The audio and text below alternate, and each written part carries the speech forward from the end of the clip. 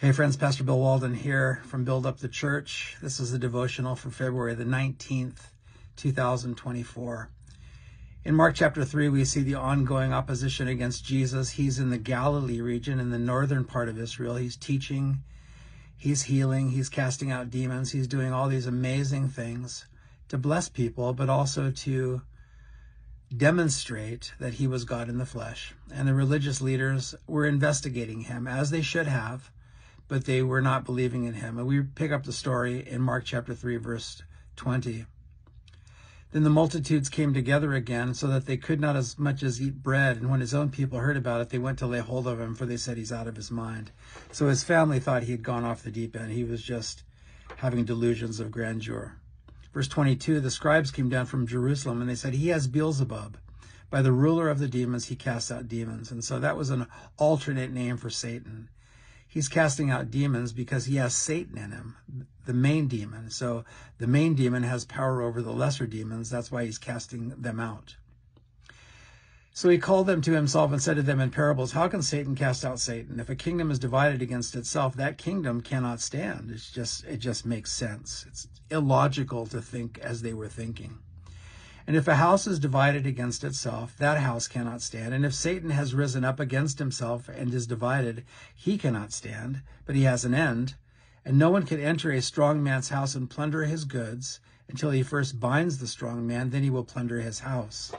And so Jesus is acknowledging that Satan is a strong man, but that Jesus is greater than the strong man, that Jesus was greater than Satan, and he was coming against Satan, and he was cleaning house. He was binding the strong man and then plundering his house. He was setting people free from demonic possession.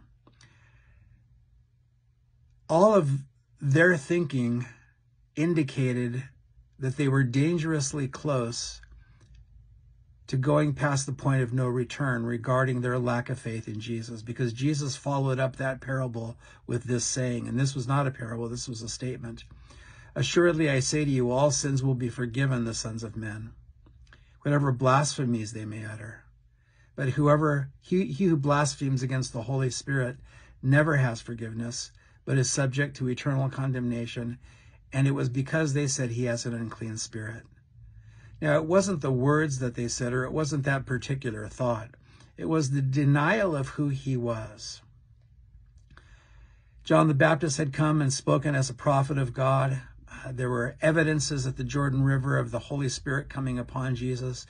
Jesus was healing. He was casting out demons. He taught with authority as no one had ever taught before. And yet the religious leaders were attributing to him his apparent success by the power of Satan.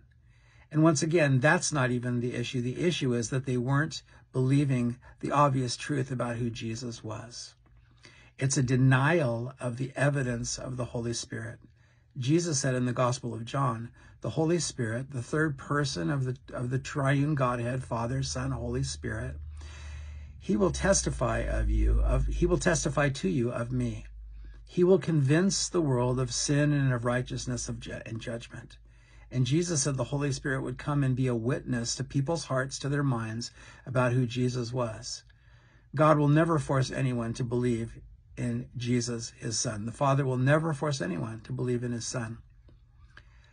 But if we continue all of our days to deny that evidence, to deny that internal and external evidence, however it comes to us, in that way we are denying the work of the Holy Spirit. And Jesus said that that's a blasphemy against the Holy Spirit.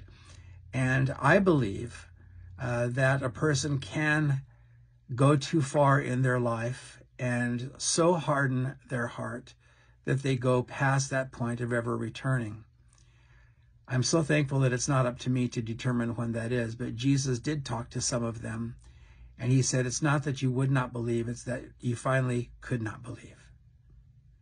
What is the blasphemy of the Holy Spirit? Attributing a demon to Jesus? No.